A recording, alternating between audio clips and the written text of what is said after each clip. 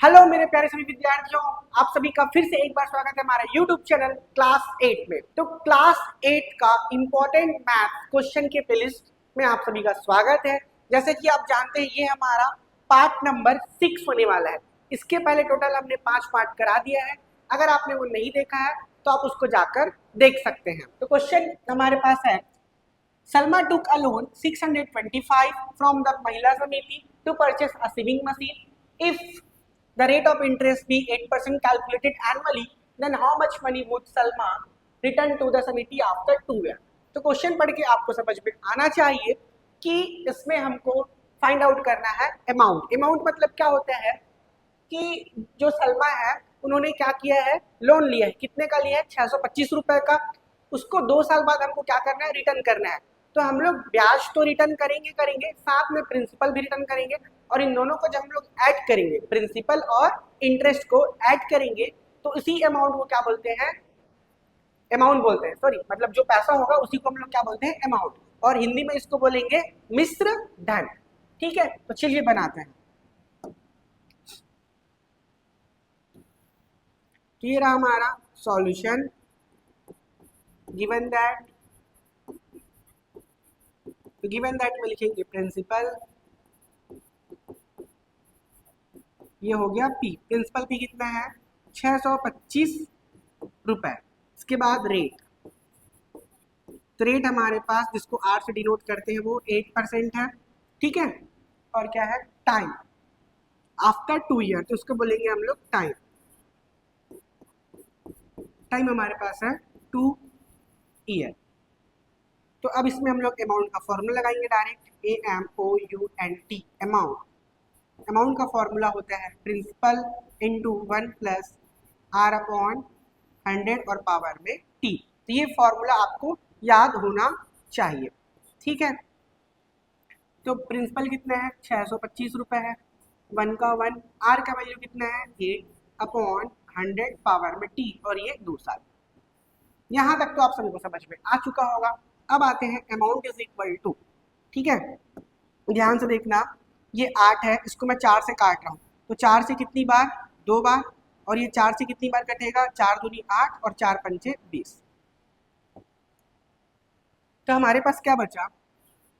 625 into 1 का 1, और काटने के बाद यहाँ से हो गया 2 और नीचे में आ गया 25 पावर में 2। ठीक है, 625, 25 एकम 25। ठीक है, और यहाँ पास कितना है? +2 है। यहाँ पास हम लोग क्या कर रहे हैं, एलसीएम ले रहे हैं। तो 25 का मल्टीप्लाई 1 से करेंगे तो 25 ही आएगा, +2 का +2, स्क्वायर का स्क्वायर। 625, 25 और 2 कितना हो गया? 27/25। अब यहाँ पास स्क्वायर है, तो स्क्वायर का मतलब क्या होता है, उसको 2 बार लिखेंगे। ठीक है, अमाउंट 625, 27/25, 27/25। तो जितने बच्चे लोग का मैथ्स थोड़ा स्ट्रांग होगा कि उनको पता होगा कि 25 और 25, 25 इंटू 25 करेंगे तो कितना होता है? 625। ठीक है, तो 625 ऊपर और 625 नीचे कैंसिल हो जाएगा। 25 इंटू 25 करेंगे तो कितना आएगा? 625। तो नीचे का 625, ऊपर का 625, ये क्या हो गया? कैंसिल। आप आराम से इसको 5-5 करके भी काट सकते हो। अब 27 इंटू 27, जब इसका मल्टीप्लाई करोगे तो ये होगा 729, 729 रुपीज। ये होगा आपका अमाउंट। आप लोग आराम से 25 से पहले इसको डिवाइड कर लेना, फिर इस 25 से भी डिवाइड कर लेना तो कटेगा। 27 का 27 से मल्टीप्लाई करोगे कितना आएगा? 729। और आपको भी स्ट्रॉन्ग करना है तो 1 से 50 तक, 1 से 50 तक स्क्वायर याद कर लेना। ठीक है, और 1 से कम 20 तक क्यूब याद कर लेना। स्क्वायर क्या होता है? जैसे कि 2 का स्क्वायर, तो 2 से कितना होगा? 4। 5 का स्क्वायर, तो 5 से कितना होगा? 25। ऐसे 1 से 50 तक याद होना चाहिए। क्यूब मतलब अगर लिखा है 3 का क्यूब, तो 3 3 9 नहीं होगा, 3 इंटू 3 इंटू 3 ये होगा, 3 3 9, 9 3 27। तो 3 का क्यूब कितना होगा? 27। ये सब आपको याद रहेगा तो आप भी ऐसे जल्दी जल्दी बना पाएंगे। अब ये क्वेश्चन बन चुका है। ठीक है, 729। तो जो सलमा है 2 साल बाद समिति को कितनी राशि लौटाएगा? तो 729 रुपए पैसा वो क्या करेगा? वापस करेगा। ठीक है, अब चलते हैं अगले क्वेश्चन की ओर। मेरा हमारा अगला क्वेश्चन क्वेश्चन नंबर 17 जो उसी के और में दिया हुआ है। भारत सरकार ट्रैक्टर पर निवेशित राशि से अधिक 11% उत्पादन टैक्स लगाती, ठीक है, मतलब प्रोडक्शन टैक्स। यहाँ पे लिखा होगा the government charges 11% production tax tractor over the invested amount if a tractor produce in a factory cost 1,20,000 find out the production tax amount for पर ट्रैक्टर, ठीक है, मतलब 1,20,000 पर कितना लगेगा, 11% टैक्स लगेगा। तो इसको बनाते हैं हम लोग सॉल्यूशन। अब वो बोल रहा है कि 11% मतलब क्या होता है, ऑन 100 रुपीज, ठीक है, ऑन 100 रुपीज प्रोडक्शन टैक्स, मतलब 100 रुपए पे जो प्रोडक्शन टैक्स है वो कितना है, 11 रुपीज। तो ये आपको समझ में आ गया होगा। 11% का मतलब यही होता है कि हर 100 रुपए में 11 रुपए आपको क्या लगेगा, टैक्स लगेगा, ठीक है, उसी को बोलते हैं 11%। तो हम लोग यहाँ से निकाल लेते हैं फॉर 1 रुपीज। तो 1 रुपीज का जो प्रोडक्शन टैक्स है वो कितना हो जाएगा, 11/100 रुपीज। और हमने टोटल कितना है, 1,20,000 का पूछा है, तो यहाँ पे लिख लेंगे फॉर 1,20,000 रुपीज, ठीक है, प्रोडक्शन टैक्स। तो प्रोडक्शन टैक्स कितना हो जाएगा, 1,20,000 इंटू 11/100। तो आपको भी समझ में आ गया होगा, जब 1 रुपए में 11/100 लग रहा है, ठीक है, तो 1,20,000 में 1,20,000 इंटू 11/100 करेंगे, ठीक है। तो ये 2 जीरो नीचे का और 2 जीरो कहाँ गया, ऊपर का। तो अब क्या क्या बच गया हमारे पास, 1 2 0 और एक और 0 इंटू 11, ठीक है। तो 11 2 का कितना हो जाएगा, 22, 22 का 2 कैरी 2, 11 1 जा 11 और कैरी 2 था 13, पीछे के 2 0। तो 13,200 रुपए टोटल टैक्स हमको क्या करना पड़ेगा, भरना पड़ेगा, ठीक है। ये रहा सिंपल सा आंसर।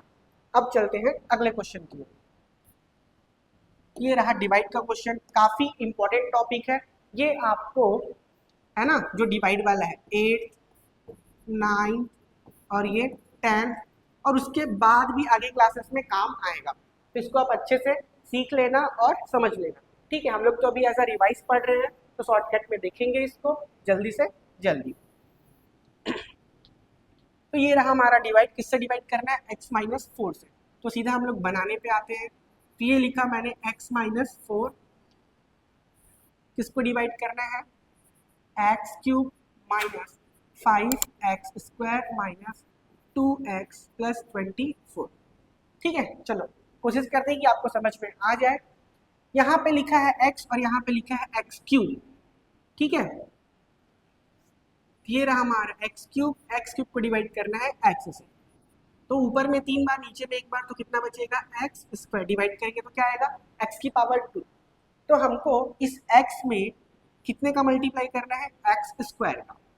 अब मल्टीप्लाई कर देते हैं, x इंटू x², तो कितना हो जाएगा, x⁻3। अब इससे भी मल्टीप्लाई होगा, 4 इंटू x, तो 4x² प्लस माइनस का माइनस, ये अंडरलाइन, प्लस का माइनस, माइनस का प्लस, ठीक है। जब भी सब्ट्रैक्ट करते हैं तो साइन चेंज होता है, इसको याद रखना है। अब ध्यान दो, x³ प्लस का और ये माइनस का कैंसल आउट। अब यहाँ पे देखो माइनस का 5 है, -5x², नीचे लिखा है प्लस 4x²।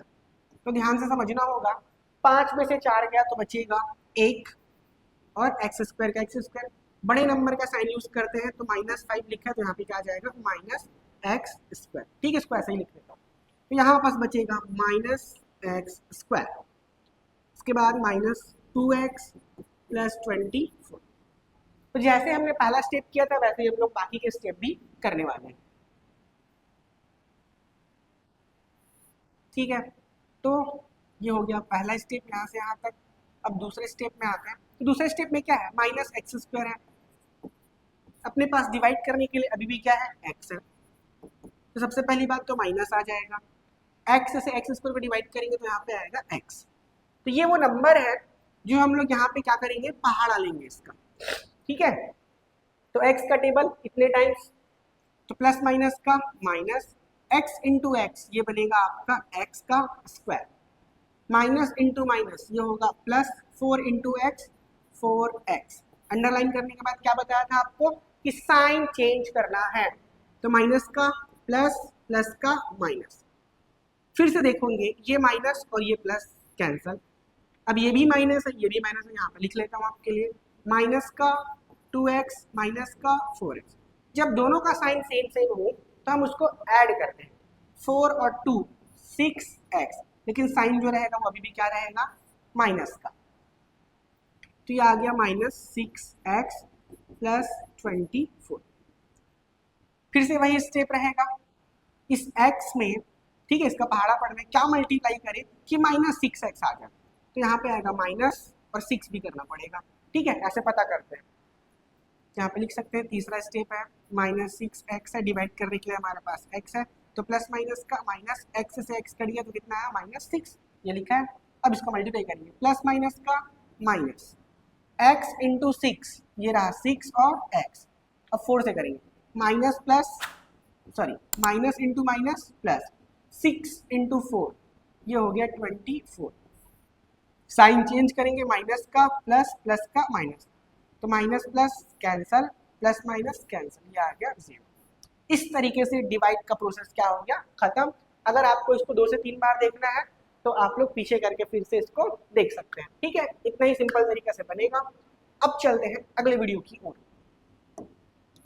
नेक्स्ट क्वेश्चन, तो ये रहा हमारा क्वेश्चन नंबर 18 के, और में भी क्वेश्चन दिया है, इसको भी हमको क्या करना है, डिवाइड करना है। तो अभी सब आपने देख लिया, अब फटाफट बनाते हैं। x माइनस 6 डिवाइड करना है किसको, x square minus 5x minus 6। x में क्या मल्टीप्लाई करें कि x स्क्वायर है, तो सर बोलोगे x, तो x into x x square. अब इससे भी मल्टीप्लाई होगा, प्लस माइनस का minus 6 into x 6x, underline करने के बाद प्लस का माइनस, माइनस का प्लस, ठीक है, ये करना है आपको। अब ये वाला हो गया कैंसल, एक प्लस और एक माइनस, अब ये फिर से माइनस है और ये प्लस है, यहाँ पे समझना 6x जो कि प्लस है और माइनस 5x, तो 6 में से 5 गया तो बचेगा 1x, और बड़े नंबर का साइन तो प्लस है तो ये भी क्या होगा प्लस, ये आ गया प्लस x माइनस 6। x में क्या मल्टीप्लाई करूँ कि x आ जाए, तो करेंगे यहाँ पास हम लोग प्लस और 1, तो x 1 जा x माइनस प्लस माइनस 6 1 जा 6, अंडरलाइन, अंडरलाइन के बाद प्लस का माइनस और माइनस का प्लस, तो प्लस का x माइनस का x कैंसल, माइनस का 6 प्लस का 6 ये भी कैंसल, और आ गया 0, तो ये भी हो गया हमारा डिवाइड। ठीक, अब चलते हैं अगले क्वेश्चन की ओर। ये हमारा एक समचतुर्भुज का निर्माण है, कंस्ट्रक्शन वाला है, इसको हम लोग लास्ट में देखते हैं। ये भी है, इसको भी देखते हैं लास्ट में। अब आते हैं हम लोग इस क्वेश्चन पे, ठीक है। ऐसे क्वेश्चन को आपको ध्यान से पढ़ना है क्योंकि इसमें हमको फॉर्मूला लगाना है। क्या लिखा हुआ है, बेलन का वक्र पृष्ठीय क्षेत्रफल और कुल पृष्ठीय क्षेत्रफल ज्ञात कीजिए, व्यास दिया हुआ है, ये हमारे काम का है, और हाइट दिया हुआ है जो कि उधर है, ठीक है। Find the curve surface and whole surface area of cylinder, किसका, सिलेंडर का डायमीटर और हाइट दिया हुआ है, ठीक है। चलिए बनाते हैं। तो सबसे पहले इसमें आपके लिए डायग्राम बना दूं क्या, हाँ चलिए यहाँ पे बना देते हैं। ये हो गया,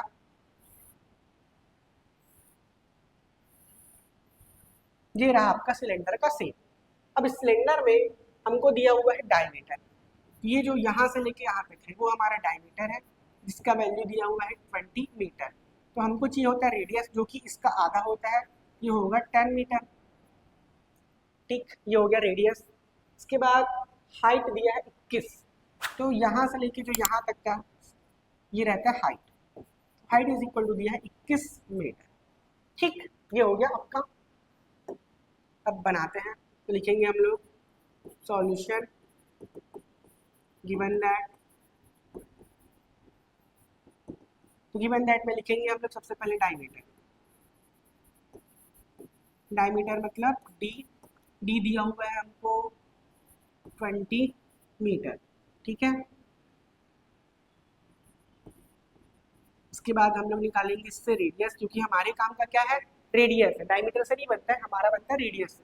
तो ये 20/2 हो जाएगा और फाइनली आएगा 10 मीटर। इसके बाद हाइट, तो h हमको दिया हुआ है 21 मीटर। तो गिवन दैट में सारी चीज आ चुके हैं। अब कर्व सरफेस एरिया यहाँ पर लिखेंगे CSA, इसको बोलते हैं कर्व सरफेस एरिया। पूरा लिख देता हूँ, कर्व सरफेस, ठीक है, कर्व सरफेस एरिया, शॉर्टकट में CSA।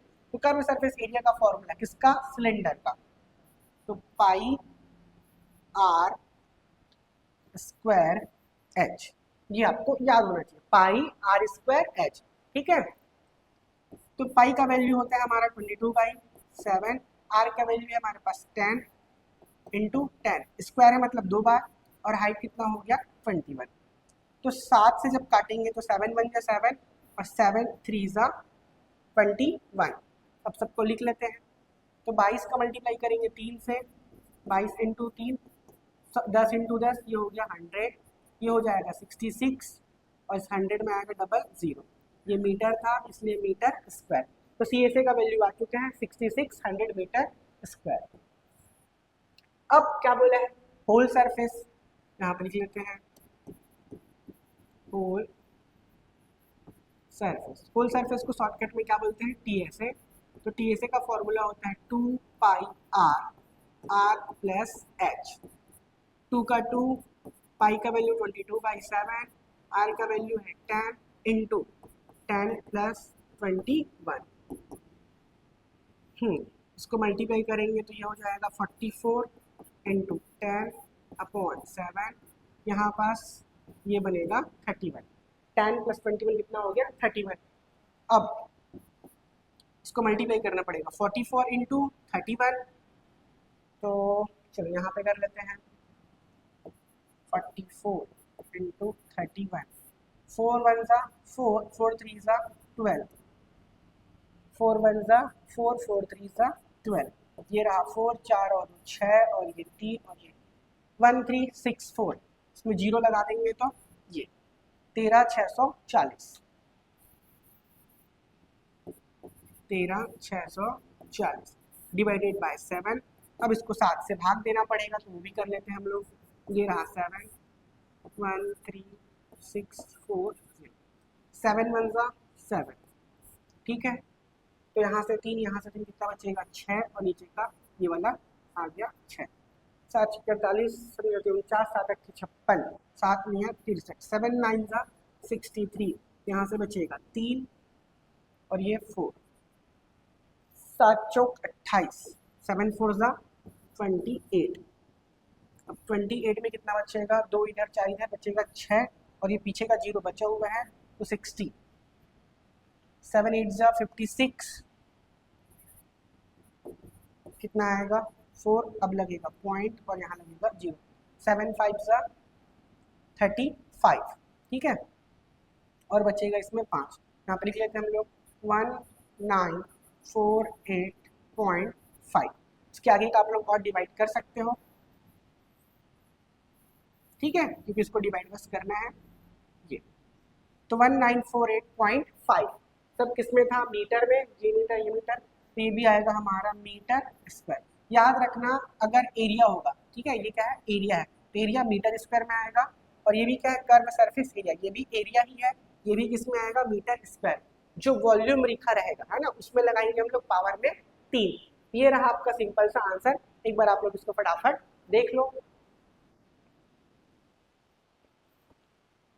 तो अब चलते हैं हम लोग अगले क्वेश्चन की ओर। ये रहा हमारा अगला क्वेश्चन, क्वेश्चन नंबर 20, ठीक है। एक कुआं जिसका व्यास दिया है, ये काम का है हमारे,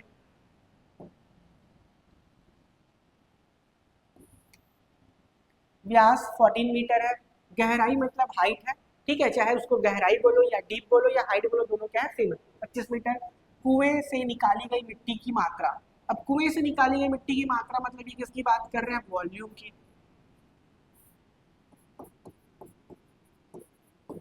ठीक है, कुएं से कितनी मिट्टी निकाली गई है तो क्या बोल रहे हैं, वॉल्यूम। वॉल्यूम मतलब आयतन। और साथ ही साथ और कुएं की भीतरी सतह पर 3 रुपए प्रति वर्ग मीटर की दर से प्लास्टर। प्लास्टर कहाँ कर रहे हैं, कुएं के अंदर में। तो कुएं के अंदर जब हम लोग प्लास्टर करेंगे तो वो कौन सा फॉर्मूला लगाना पड़ेगा, CSA का। तो CSA निकालना है और CSA निकालने के बाद जितना भी एरिया आएगा 3 रुपए प्रति वर्ग मीटर, जितना भी आएगा उसमें 3 रुपीज से क्या करना है, मल्टीप्लाई।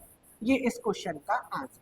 पहला चीज वॉल्यूम, दूसरा हमको निकालना है CSA, इसमें 3 से मल्टीप्लाई करना है। ठीक है, तो चलिए फटाक से बनाते हैं इसको। ये रहा सॉल्यूशन। गिवन दैट, तो गिवन दैट में हमको चाहिए रेडियस, तो दिया है डायमीटर है। डायमीटर, डायमीटर मतलब D, तो D दिया हुआ है 14 मीटर। तो हम लोग यहाँ से निकाल लेंगे रेडियस। तो रेडियस जो होता है वो डायमीटर का हाफ होता है, ये आएगा 7 मीटर। ठीक है, मीटर में है इसलिए। उसके बाद दिया है हमको गहराई, ये हो जाएगा हाइट। हाइट कितना है, 25 मीटर। अब समझ लो ये कुआं है और ये जा कहाँ रहा है, नीचे की ओर। ऊपर से जब नाचेंगे तो इसको गहराई बोल देंगे और नीचे से ऊपर नापेंगे तो हाइट बोल देते हैं। ठीक है, अभी कुआं कुछ इस तरीके से होगा और ये नीचे की ओर होगा। ठीक है, इधर ईटा वीटा लगा होगा आपका। उसके बाद तो नीचे क्या होगा, जमीन होगा पूरा। ठीक है, ये कुआं है। अब यहाँ से मिट्टी निकालेंगे, तो मिट्टी निकालेंगे मतलब क्या होगा, वॉल्यूम। कितनी मिट्टी निकाली गई है उसके लिए कौन सा फॉर्मूला लगेगा, वॉल्यूम का, पाई आर स्क्वायर एच। तो पाई का वैल्यू 22/7, रेडियस हमारा कितना है 7, स्क्वायर लिखा है मतलब 2 बार, 7 × 7, हाइट कितना है 25। तो एक 7 से तो एक 7 कट गया। अब उसके बाद 22 का मल्टीप्लाई कर लेते हैं 7 से या फिर 25 से कर लेते हैं। ठीक है, तो बचा क्या क्या है, 22 × 25 × 7। ठीक है, इसको इधर रख देते हैं। तो यहाँ पे करते हैं, ये रहा हमारा 25 × 22, 2 5 10 कैरी 1, 2 2 4, 4 + 1 5, और ये भी हो जाएगा 5। तो 0, ये 5 और ये 5, इसमें 7 का भी मल्टीप्लाई करना है, ये भी कर लेते हैं। 7 0 0, 7 5 35 कैरी 3, 7 5 35, 35 और 3 38, 3850, 3850 मीटर क्यूबिक। याद रखेंगे ये वॉल्यूम है तो क्या आएगा, मीटर क्यूबिक। अब जो प्लास्टर करवा रहे हैं, ठीक है, find the cost of plastering the well. तो प्लास्टरिंग एरिया निकालना पड़ेगा, और प्लास्टर जब हम लोग करेंगे तो कुएं के अंदर को करेंगे, जो ऐसे मुड़ा हुआ पोर्शन है उसको बस, है ना। तो यहाँ पे लगेगा curve surface, curve surface area, जिसको शॉर्टकट में बोलते हैं CSA। पाई आर सिलेंडर है, ये हो जाएगा 2 पाई आर एच। ठीक है, CSA का फॉर्मूला 2 पाई आर एच। तो ये लगेगा 2 का 2, पाई का वैल्यू 22/7, रेडियस हमारा 7 है, हाइट हमारा 25। ठीक, हाँ, 7 से 7 क्या हो गया, कैंसल। अब 25 दूनी कितना हो जाएगा, 50, 25 2 से कितना हो जाएगा 50, और ये रहा 22। तो फिर 50 का मल्टीप्लाई से करेंगे तो 5 2 10, 10 का 0 कैरी आ गया 1, 5 2 10, 10 और 1 कितना हो गया 11, और एक 0 का 0, ये आ गया मीटर, इसलिए मीटर स्क्वायर। तो 1100 मीटर क्या है, एरिया है उसका। ठीक है, कुएं का अंदर, जिसको हमको क्या करना था, प्लास्टर करना था। अब उसके बाद लिखा है कॉस्ट ऑफ प्लास्टरिंग, कितना है, ₹3 पर स्क्वायर मीटर। एक स्क्वायर मीटर का कितना है, 3 रुपए। तो यहाँ पे लिख सकते हैं cost, cost of plastering 1 metre square 3 rupees. तो अपने पास कितना है, इसलिए 1100 मीटर स्क्वायर का 1100 इंटू कितना हो जाएगा 3, तो 11 दिया कितना हो जाएगा 33 रुपीज़। इतना रुपीज़ हमको क्या करना पड़ेगा, पे करना पड़ेगा किसके लिए, प्लास्टर के लिए। ये रहा इस क्वेश्चन का सिंपल सा आंसर। ठीक है, अब चलते हैं जो इसमें हमने क्वेश्चन को छोड़ दिया था उसको कर लेते हैं, इसके आगे खत्म है। ये क्वेश्चन हमने क्वेश्चन नंबर 19 छोड़ दिया था, इसको भी कर लेते हैं फटाक से।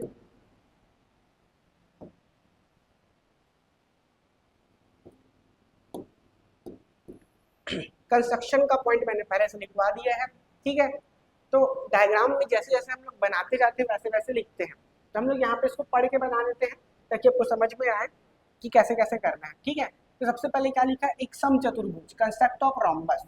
तो रोम्बस का आप ये समझ लो कि इसके चारों साइड्स कैसे होते हैं, इक्वल होते हैं, किसमें, रोम्बस के। ठीक है, तो एक साइड कितना दिया 4 सेंटीमीटर, तो चारों साइड कितना होगा 4 सेंटीमीटर ही होगा, और एक एंगल दिया हुआ है 60। अब यहाँ से चीजें बन जाएगा।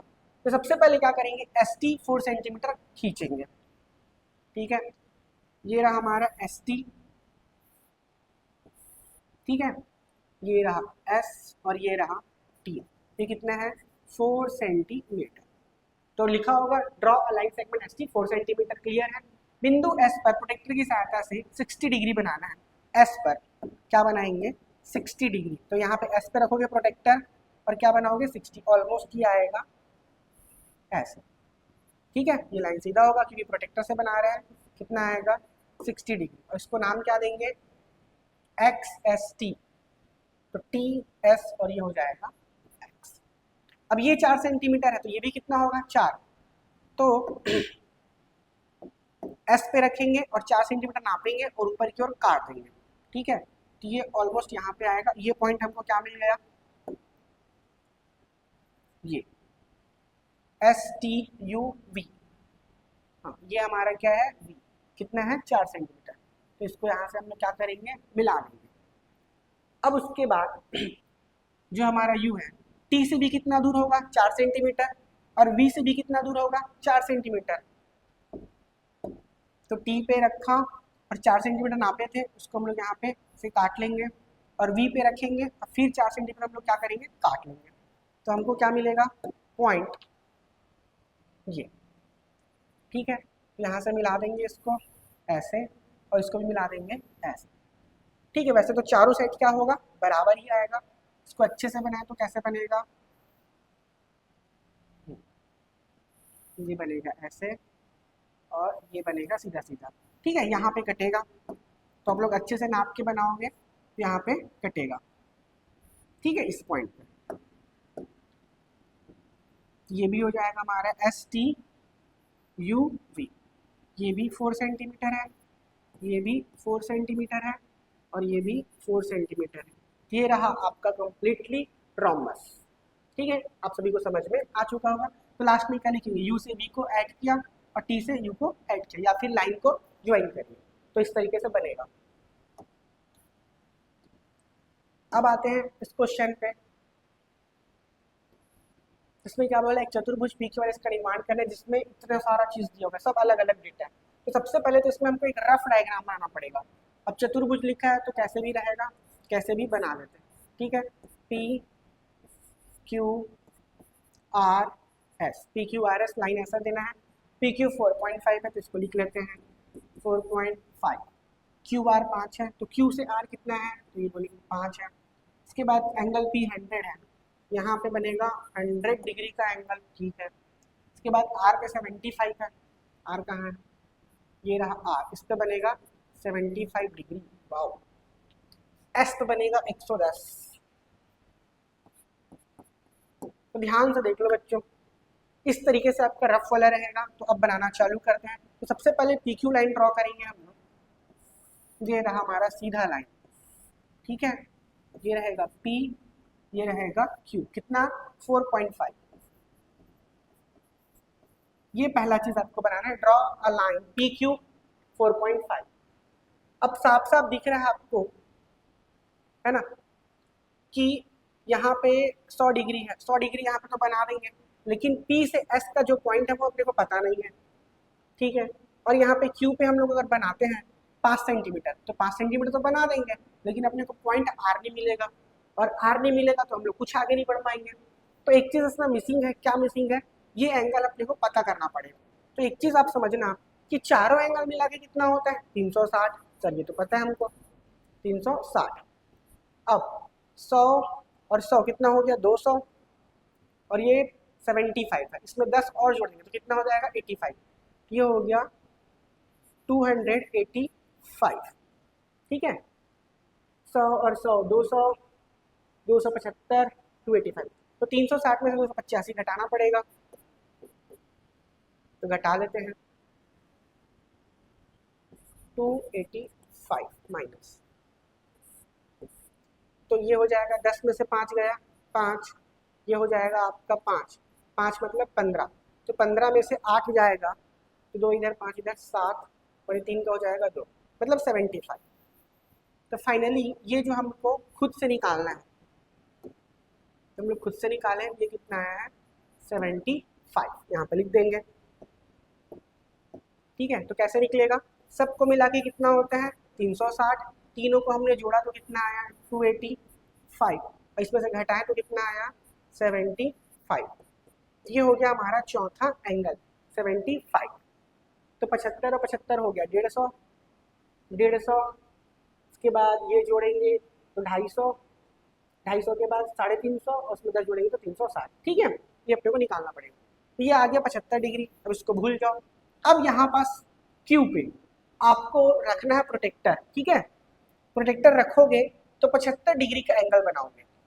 ये मान के चलो 75 डिग्री आपका 90 से कम रहेगा, थोड़ा सा यहाँ पे रख के इस तरफ बनाना है, तो ये ऐसे बनेगा। ठीक है, प्रोटेक्टर से बनाना है आपको।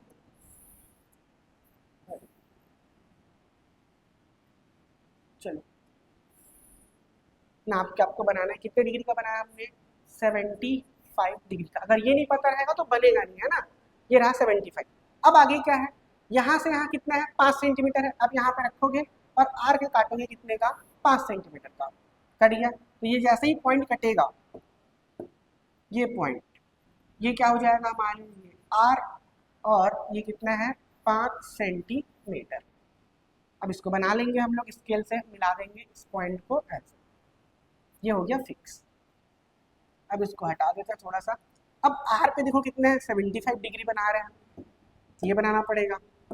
अब इस पॉइंट पे आर पे, ठीक है, प्रोटेक्टर रख के ये अगर मैं सीधा सीधा बनाऊं तो 90 बनेगा, 90 से कम थोड़ा सा इधर, कितना है 75।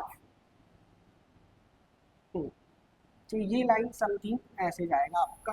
ठीक है, सब टेढ़ा हो जाता है।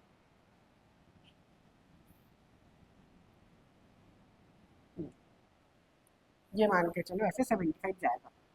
तो कहाँ तक जाएगा इसको जाने देना है, कोई दिक्कत नहीं है। उसके बाद अब ध्यान से देखो, ये लाइन तो मिल गया।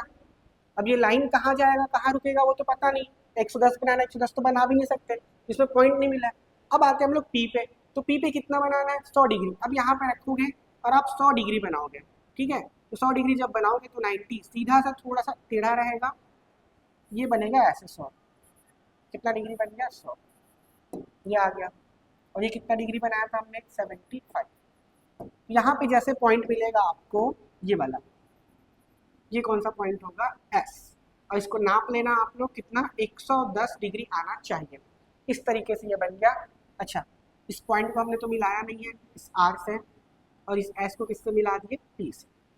तो इस तरीके से बन गया हमारा quadrilateral P Q R S. बाकी चीज़ें यहाँ पर लिखा हुआ है, तो इस तरीके से ये बन गया। तो खत्म होता है। तो आप सभी के लिए इस वीडियो में इतना ही था, तो मिलते हैं अगले वीडियो में। थैंक यू, अलविदा, जय हिंद।